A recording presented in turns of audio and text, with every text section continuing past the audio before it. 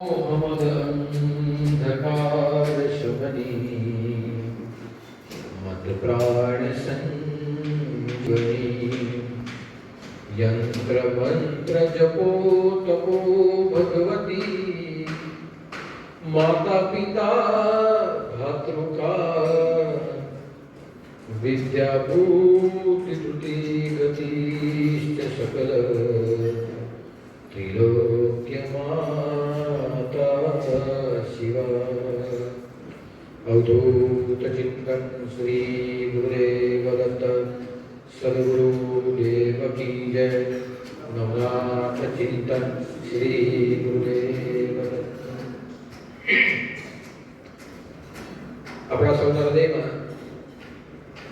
मां भगवती स्वरूपे विद्या स्वरूपे અને પરમ શક્તિ સ્વરૂપે વિરાજમાન मां सरस्वतीના ચરણોમાં મારા કોટી કોટી નમન। તેમજ નવનાથ ધામની તપોભૂમિ પર ઘણા બધા અહીંયા બનાવેલા છો। નવનાથ ધામના ઈષ્ટ દેવતા ભગવાન મત્સ્યગણનાથ ગોરખનાથજી નવનાથ માતે શક્તિના ચરણોમાં કોટી કોટી નમન। જેમના થકી આ ધામ બહુજન હિતાય અને બહુજન સુખાયના કાર્ય કરે છે એવા અમારા સદગુરુ શ્રી સાનેનાથજીને વંદન। એ બધા આજરોજ તમે બધા 10મા ધોરણના વિદ્યાર્થી તમારી શાળામાંથી અહીંયા પધાર્યા છે અને તમારા શિક્ષિકા તમારા ટીચર ચંદ્રાબેન તમને અહીંયા લાવ્યા છે। તો તમારા ટીચરને અને તમને બધાને મારા જય વૃદ્ધ જય જય મચ્છેન્દ્ર સમર્થ જય જય મચ્છેન્દ્ર સમર્થ જય જય મચ્છેન્દ્ર। આજે તમે બધા અહીંયા આવ્યા છો। આજનો દિવસ તમારા માટે જે પ્રમાણે આનંદનો છે એ પ્રમાણે હું માનું છું કે અમારા માટે પણ આજનો દિવસ ગૌરવનો છે કે દર ગુરુવારે ભગવાનને માનવાવાળા ભક્તો અહીં આવતા હોય, પોતાનો ભક્તિભાવ કરતા હોય, પોતાના જીવનની જે સમસ્યા હોય તેમાંથી એમને નિરાકરણ મળતા હોય। પણ તમે બધા જે છો કે તમે બધા માં સરસ્વતીનો ઉપાસક, તમે કોઈ પણ ધર્મમાંથી આવતા હોય, તમારા મા બાપ કોઈ પણ ભગવાનને માનતા હોય, કોઈ પણ ગુરુને માનતા હોય, પણ જે વિદ્યાર્થી હોય તે વિદ્યાર્થી એ વિદ્યાનો ઉપાસક કહેવાય। એટલે તમને વિદ્યાર્થી કહેવામાં આવે જેના પાસે વિદ્યા છે તે, જે વિદ્યાનો ઉપાસક છે તે। અને તમે વિદ્યાર્થી છો એટલે તમે સરસ્વતીના ઉપાસક કહેવાય। અને સરસ્વતી એ આપણને વિદ્યા આપે, સરસ્વતી આપણને બુદ્ધિ આપે, સરસ્વતી આપણને ધન આપે, સરસ્વતી આપણને પ્રતિષ્ઠા આપે, સરસ્વતી આપણને જ્ઞાન આપે। માણસમાં અને જાનવરમાં ફરક જ એટલો છે કે જાનવરની પાસે જ્ઞાન નથી, જાનવરની પાસે બુદ્ધિ નથી, એની પાસે વિદ્યા નથી। ભગવાને ખાલી એને એટલું જ આપ્યું છે કે તમારે સવારે ખાવાનું અને તારી પ્રજાતિ પેદા કરવી। માણસ એને ભગવાને બુદ્ધિ આપી, તમારી બુદ્ધિથી તમને ખબર પડે કે આ સારું છે ને આ ખરાબ છે। તમારા હાથમાં મોબાઈલ છે, એ મોબાઈલમાં શું સારું ને શું ખરાબ એ તમે બુદ્ધિ નથી કરતી કે આ મારે જોવું જોઈએ કે નહીં જોવું જોઈએ। તમને ભગવાને જ્ઞાન આપ્યું, માણસને ભગવાને જ્ઞાન આપ્યું કે તે જ્ઞાનથી માણસ એ નક્કી કરે કે મારે ધર્મ તરફ જવું જોઈએ કે ધર્મ તરફ। તમે દારૂ પીતા, કોઈ દારૂ પીતો હોય, કોઈ સિગરેટ પીતો હોય, કોઈ ધમાલ કરતો હોય, કોઈ ઝઘડા કરતો હોય, એ આપણે કરવું જોઈએ કે કોઈને સન્માન આપવું જોઈએ, કોઈને મદદ કરવી જોઈએ, એ તમારું જ્ઞાન નથી કરતું। એટલે સરસ્વતી આપણને બુદ્ધિ આપે, સરસ્વતી આપણને જ્ઞાન આપે, સરસ્વતી આપણને શક્તિ આપે। આપણી શક્તિનો ઉપયોગ આપણે કોઈનું સારું કરવા માટે કરવો જોઈએ કે કોઈને દબાવવા માટે કરવો જોઈએ, એ તમારી શક્તિ, તમારું જ્ઞાન તમને ખબર પડે કે તમારું શું કરવું। માણસમાં અને જાનવરમાં ફરક આટલો છે કે આપણને બુદ્ધિ મળી છે, આપણને જ્ઞાન મળ્યું છે, આપણને બળ મળ્યું છે, આપણને ધર્મ શું છે તેની ખબર છે। ધર્મ છે એની ખબર છે એટલા માટે તમે સારા માણસ બની શકો, પણ પશુને એનું કંઈ ખબર નથી એટલા માટે પશુ। બાકી આપણે જીવીએ તે મેં પણ જીવે, આપણે ખાઈએ તે મેં પણ ખાય, આપણે આપણા સંતાન પેદા કરીએ તો એ પણ બીજી પ્રજાતિ પેદા કરે, પણ આટલું ભગવાને આપણને આપ્યું છે એટલે જ આપણે માણસ છીએ। અને એ જો આપણે બધું છોડી દઈએ તો આપણામાં એનામાં કોઈ ફરક નહીં। તમે જરા ક્લાસમાં બેઠેલા હોય ને બે જણા ગાળાગાળી કરે ને બે જણા ઝઘડો બેસે તો તમે કહો કે જો બે પેલા બે જણા જો કેવા ગધેડાની જેમ ઝઘડે છે, આપણે ગરડો જ કહીએ. જો પેલા ગરડાને દાંત નાખી તો આવું જ્યારે કરે ત્યારે આપણે એને ગરડો કરી દઈએ. કોઈ ગમે તેમ બોલ કરતો હોય, ગમે તેમ ભસભસ કરતો સાવ કુતરાની જેમ બોલી શકે. આ બોલો કે નહીં બોલો? ત્યારે તમે એમ કહો કે આ અંકિત છે કે આ અંકુર છે કે આ કોઈ બીજો છોકરો એવું તો બધી બોલે છે. જો સાવ કુતરાની જેમ ભસભસ કહી કાઢે. તો જો આપણાને આ બધું ભગવાન આપ્યું છે તો આપણે માણસ, નહીં તો આપણા માટે જાનવર પકડવું પડે. તમે જે સ્કૂલમાં જાઓ છો એ સ્કૂલમાં ખાલી ભણવા માટે નથી જતા. સ્કૂલમાં તમે ભણવા માટે પણ જાઓ. સ્કૂલ ખાલી તમને ભણતા નહીં શીખે. સ્કૂલનું કામ છે, તમારા શિક્ષકનું કામ છે કે તમને સારા માણસ બનવાની ટ્રેનિંગ આપે. ભણતા તો બધા જ હોય. આજે વકીલ પણ છે. હું પોતે વકીલ છું. હવે જે વકીલ કોઈ વકીલ બની જાય અને કોઈને ખોટો રંજાડે, ખોટો કાયદો બતાવે, ખોટો રંજાડે, એ વકીલાતનું શું થાય? તમારામાંથી કોઈ કાલો ફ્રેન્ડ ડૉક્ટર બની જાય અને ડૉક્ટર બનીને પૈસા કમાવા માટે બીજાની કિડની વેચી કાઢીને ખોટી ખોટી દવા આપે ને બિલ બનાવે, એ ડૉક્ટરનું શું ફાયદો?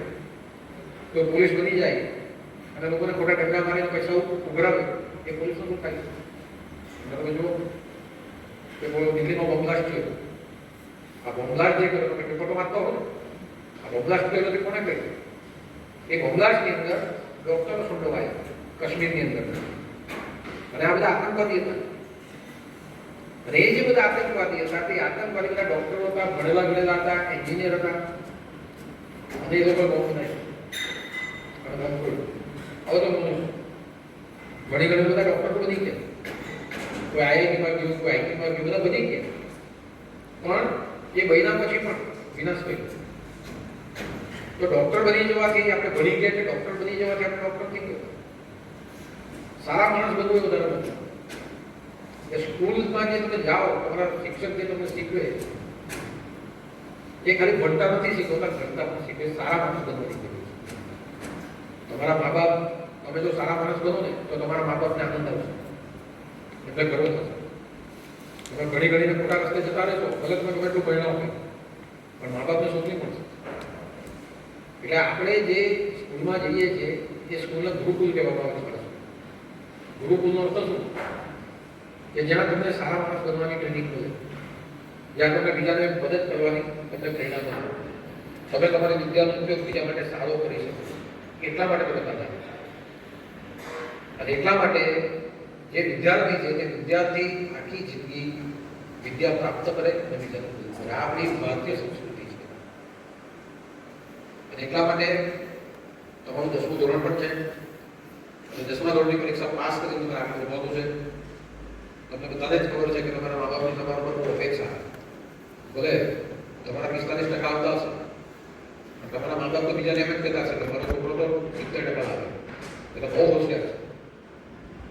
તમારું રિઝલ્ટ એ લોકો જોઈ, પણ બીજાના માટે બીજાને તો તમારા માટે સારું જ નહીં. એટલે તમારા મા બાપને તમારો અપેક્ષા કેટલી?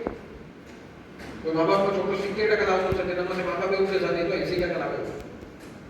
કોઈ મા બાપ પોતાના છોકરા માટે એમ નહીં કહે કે મારો છોકરો બહુ. બધાના મા બાપ પોતાના છોકરા માટે એવી જ અપેક્ષા રાખે કે મારો છોકરો બધા કરતા હોશિયાર. તો તમે વિચારો કે 10મા ધોરણમાં તમારે પાસ થવા, એ પાસ એટલા માટે થવાનું છે ડોક્ટર એન્જિનિયર બનવાનું નથી, પણ ડોક્ટર એન્જિનિયર બનીને સારા માણસ બનવા માટે તમે રાખો. એટલા માટે તમને આજે તમારા ટીચર અહીંયા લાગ્યા છે. એ લોકો તો તમને બધું ભણાવે જ છે, પણ એ લોકો વિદ્યાદાન નથી. તમને જે સબ્જેક્ટ હોય, વિજ્ઞાન, ગણિત તો ગણિત ભણાવે. પણ અહીંયા તમને આશ્રમમાં એટલા માટે લાવ્યા છે કે દાદા પાસેથી તમે થોડું જ્ઞાન લો, અનુભવની વાત કરો, અને અમે ભવિષ્યમાં કેટલું સારું પ્રદર્શન કરી શકીએ, કેટલા સારા માણસ બની શકીએ એવું જ્ઞાન લઈ તમે જાઓ. એવા આશીર્વાદ લેવા નહીં. એટલે હાલ તો તમારા માટે મહત્વનું છે કે તમે સારા માણસ બનવા માટે પહેલા પરીક્ષા પાસ કરો. 10મા ધોરણ તમારું આવ્યું છે અને બધા તમને ગભરાવતા હશે કે જો વાંચો નહીં તો નાપાસ થઈ જશો, બહુ પિક્ચર જોતા નહીં, રમવા જતા નહીં, આખો દિવસ રહીને વાંચો વાંચો વાંચો. હવે તમે બધા કહી ને તમને બી બીક લાગે કે પરીક્ષા નજીક આવી, પરીક્ષા નજીક આવી, કાલે પેપર હવે એવું કરવાના. તો 10મા ધોરણનો એક હાઉસ બહુ કરી દીધો કે 10મું પાસ કરવા માટે તમને બધા તમને 4 જણ કે અને જરા આવું તમને કહેવામાં આવે છે અને તમે બધું બહુ સાંભળો તો ત્યારે તમે એટલું યાદ રાખજો તમારો કોન્ફિડન્સ લેવલ ત્યારે જતો હશે. 10મું ધોરણ મહત્વનું છે પણ 10મા ધોરણને ગભરાવાની જરૂર નથી. આજ સુધી તમે 9મા ધોરણ સુધી આવ્યા, વર્ષમાં તમે 2 પરીક્ષા આપતા હતા. પહેલી પરીક્ષા ને બીજી પરીક્ષા. પહેલી બીજી પરીક્ષા આપતા હતા ને તમે 18 પરીક્ષા પાસ કરી આવ્યા. 10મું ધોરણ બી આવી જ પરીક્ષા છે, એમાં કંઈ નવું છે. 10મું ધોરણ આવી જ પરીક્ષા છે પણ ફરક એટલો જ છે કે એનું મહત્વ છે કે આના પછી તમે નવી લાઈન પકડો અને એના માટે તમને માર્ગ જોઈએ, ટકા જોઈએ. તમારા ગજવામાં 1000 રૂપિયા હોય તો 1000 રૂપિયાથી તમે કોઈ વસ્તુ ખરીદો. તમારા ટકા એ તમારા પૈસા કહેવાય. તમારા ગજવામાં ટકા જોઈએ. તમારા ટકા હશે તમે સારી લાઈન પકડી. સારી લાઈનમાં જવા માટે અહીંયાથી તમારો દિશા બદલાવાનો અને એટલા માટે તમને 10મા પર ભાર આપવામાં આવે કે 10મામાં સારા ટકા. બાકી 10માથી કોઈ ગભરાવાની જરૂર નથી. ફક્ત તમારે એક કામ કરવાનું, જેમ નોર્મલ પરીક્ષા આપતા છો ને 10માથી, તો મનમાં રાખો આ નોર્મલ પરીક્ષા છે, હવે બહુ મોટી પરીક્ષા નથી. પણ આ નોર્મલ પરીક્ષા એવી છે કે જેમાં તમારે વધારે માર્ક લઈને આવવાનું છે, ટકા વધારે લઈને આવવાનું. બાકી 10મું બહુ મોટું કહેવાય માનવાની જરૂર નથી. 12મું નથી મોટું, નથી 10મું.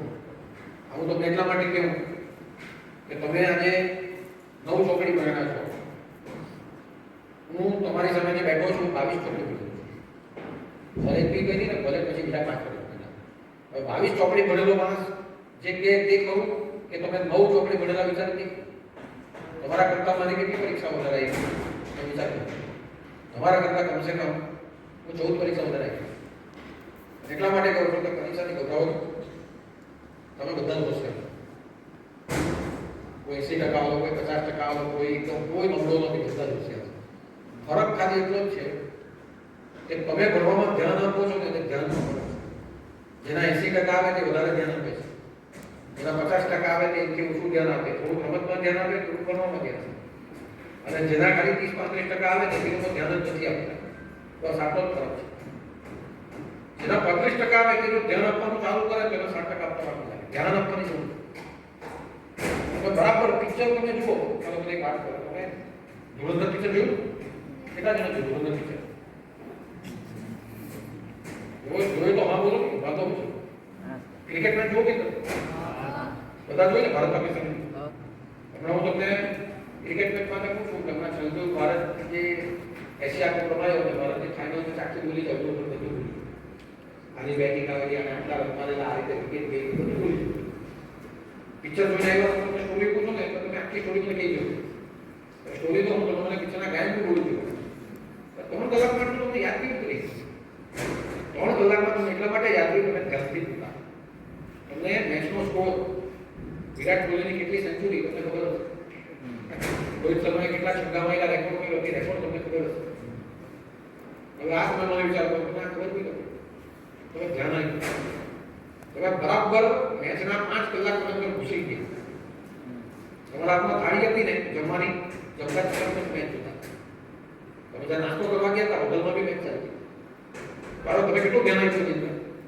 તમે હું ખાતા નથી ધ્યાન નહીં આપ્યું. રોહિત શર્મા એટલા છગ્ગા માર્યા નથી તમે ધ્યાન. પિક્ચરમાં હું ડાયલોગ આવ્યો તે તમે ધ્યાન આપ્યું. તમે વિચાર કરો 3 કલાક તો તમે ધ્યાન આપ્યું તો આખું પિક્ચર તમે ભૂલી ગયા. 5 કલાક તમે ધ્યાન આપ્યું તો આખી ક્રિકેટ મેચ તમે ભૂલી ગયા. તમે માહિતી નથી, તમે જોઈને ધ્યાન આપીને તમે તો તમને કહો તમે ખાલી ધ્યાન આપવાનું વધારે કરી દો. તમારું ધ્યાન થોડું વધારે કરો, ધ્યાન વધારે આપો. જેના 35 માર્ક આવે છે એના 60 વાળો 80 આવે અને 80 વાળો 55 માર્ક આવે. બસ ખાલી ધ્યાન આપવાનું જરૂર છે, બાકી બધા બરાબર ધ્યાન આપો. પરીક્ષા આવે તે પેલા બરાબર પૂરો માર્ક. બીજું કે એવું વિચારવાનું નથી કે પરીક્ષા આવે તો અમે રમીએ કેમ નહીં. પરીક્ષાનું પેપર હોય તો પણ આગલે દિવસે ક્રિકેટ રમી આવવાનું જોઈએ. તમે ક્રિકેટ રમો ને તો તમારી પરીક્ષા પાસ. કોઈને પિક્ચર જોવાની ઈચ્છા થાય છે, જોઈ આવવાનું, મોબાઈલમાં જોઈ લેવાનું. કોઈના મા બાપ ખીજવાતા નથી. તમે વાંચેલી મોબાઈલ વાપરો એટલે ખીજવાય. વાંચો ને મોબાઈલ લેવું રાખો તો પપ્પા તમને હવેથી કહે ચાલ વાંચો મોબાઈલ લઈ લે. પણ તમે એક જ વસ્તુ પકડી દે એટલે મા બાપ ખીજવાય. બધું જ કરવાનું. પિક્ચર પણ જોવાનું, ક્રિકેટ પણ રમવાનું, દોસ્તા લોકોની સાથે બહાર નાસ્તો કરવા પણ જવાનું, પરીક્ષા લે. તમારું પરફોર્મન્સ જો બરાબર હોય તો તમારા શિક્ષક કે તમારા મા બાપ તમારું પરફોર્મન્સ બગડી જાય નહીં. કોઈ 70 માર્ક લઈને જ આવતો તો ઘરના કંઈ થોડું કહેવાનું કે બધું વધુ વધારે તમારું પરફોર્મન્સ જોઈએ. એટલે તમે પરફોર્મન્સ આપો, ધ્યાન વધારે આપો, પૂરેપૂરું વાંચો. 1 વર્ષ તમને મહેનત કરવા માટે મળે તો એનો પૂરો ઉપયોગ કરો. 1 વર્ષથી પૂરો એની પાછળ આપો. હવે તમારી પાસે દિવસ ઓછા છે, પણ ઓછા દિવસમાં પણ ગભરાવાની જરૂર નથી. અહીંયાથી આજે સંકલ્પ લઈને જાઓ. હવે જેટલા પણ દિવસ T20 રમવાની છે. હવે કઈ તારીખ છે? 26 ફેબ્રુઆરી. હા, હવે T20 રમવાની છે. T20 માં 20 ઓવરમાં મારવાના, કેટલામાં તમારે 1 મહિનામાં રમવાના. એટલે ભગવાનની અંદર વાંચવાનું રાખો. જ્યાં ભેગા થાવ તો વાંચેલું એની ચર્ચા કરો. હમણાં તમારા મોબાઈલની અંદર તમારા ભણતરને લગતા જ વિશે તમારા મોબાઈલમાં જોવાના ચાલુ કરો. 26 તારીખ પછી કોઈ તમને કહેવાની આવે કે વાંચ્યું. 26 તારીખ પછી તમારા હાથમાં કોઈ ચોપડું નહીં પકડાવે, પકડો તો ફેંકી દેવામાં આવે, ફેંકી દેવું. હું વાંચું. તમારા માટે 1 મહિનો છે. અહીંયાથી જઈને ઠંડી પડે. જે ઓછા માર્ક લાવે તે વધારે જાય. મિડલ વાળો એકથી વધારે આપે, એકદમ વધારે લાવે તે પણ વધારે આપે. તમારું રિઝલ્ટ સારું થશે.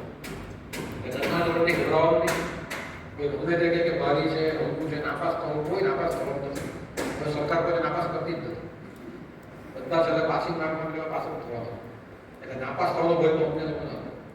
તમે નાપાસ થઈ જતા. તમારા વખતે તો નાપાસની સિસ્ટમ જતી રહી. હવે તો તમારા કઈ માર્ક આવીને બતાવવા. એટલે બરાબર ભણો. આ ભણવાનો પીરિયડ છે.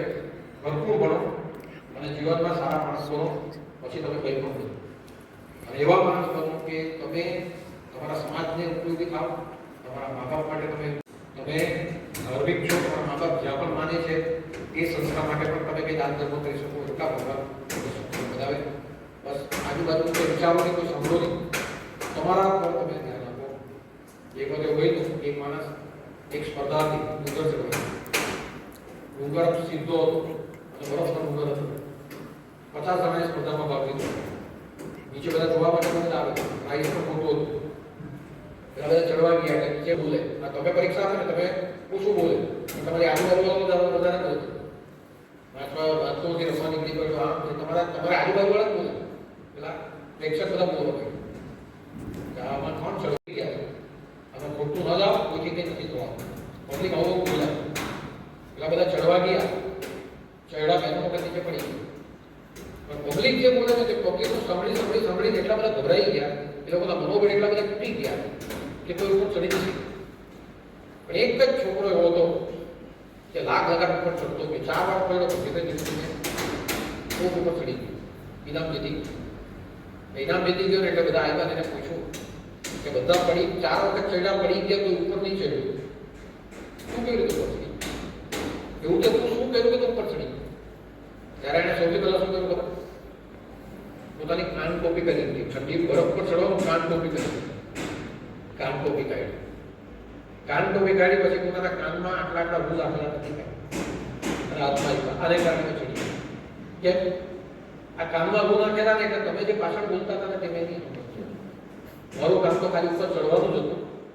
તમે જે બોલ્યા ને તે હું સાંભળ્યું નહીં. એટલા કારણે મને ભય પણ નહીં લાગ્યો અને મારું મનોબળ પણ નહીં ડૂબ્યું અને ઉપર ચડી ગયું.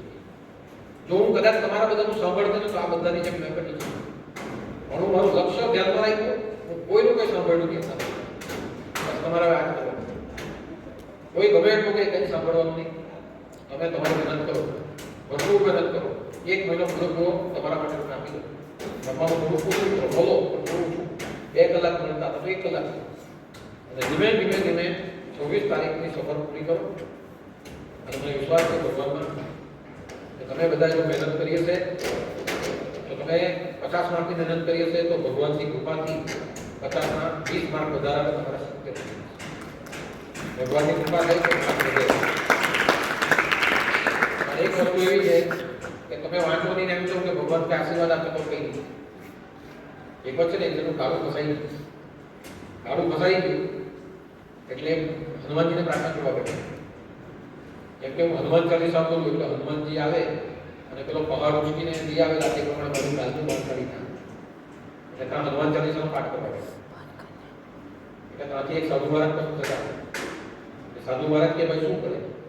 કઈ નહીં, એમ કે અમારી ગાલી ફસાઈ ગઈ છે કે હનુમાનજીને બોલાવો, હનુમાન ચાલીસા વાંચું. એટલે જેમ હનુમાનજી પહાડ ઉઠાવી લાવેલા એમ મારી આ ગાલી ઉઠાવીને પેલો સાધુ મહારાજ કે આવી રીતે કોઈ દિવસ હનુમાનજી નહીં આવે. હનુમાન ચાલીસા બોલવાથી હનુમાનજી નહીં આવશે. તારે જો આ ગાલું કડવું હોય તો ગાલું કડવા માટે જોર કર, જાતે પ્રયત્ન કર અને હનુમાન ચાલીસા બોલ. તો પેલો જાતે ગાલીને ઉચકી હનુમાન ચાલીસા બોલવા માંડ્યો. એનામાં એટલો બધો પાવર આવી ગયો કે ખાડામાંથી ગાલી ઉચકીને બહાર આવી. ત્યારે પેલા કીધું આ કેવી રીતે થયું? ત્યારે પેલા મહારાજે સમજાવ્યું કે હનુમાનજીને બોલાવવાથી હનુમાનજી નહીં આવે, હનુમાન ચાલીસા ગાવાથી નહીં આવે.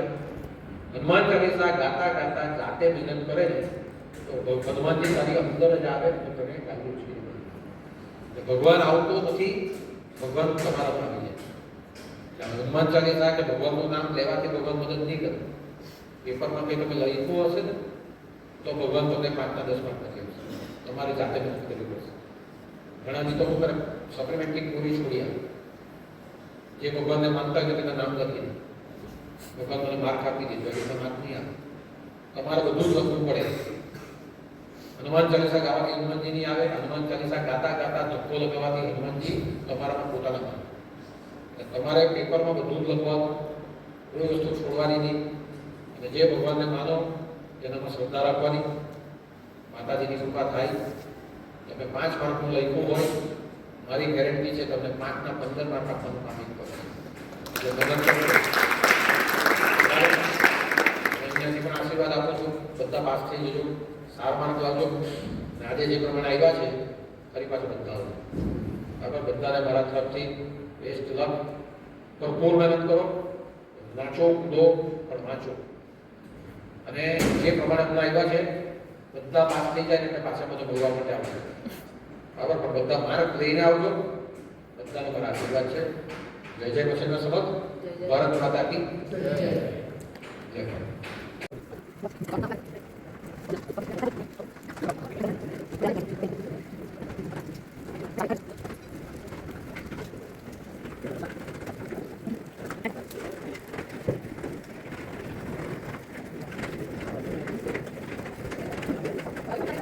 ભારત માતા જય જય જય મચ્છેન્દ્ર સમાજ. જય જય મચ્છેન્દ્ર સમાજ.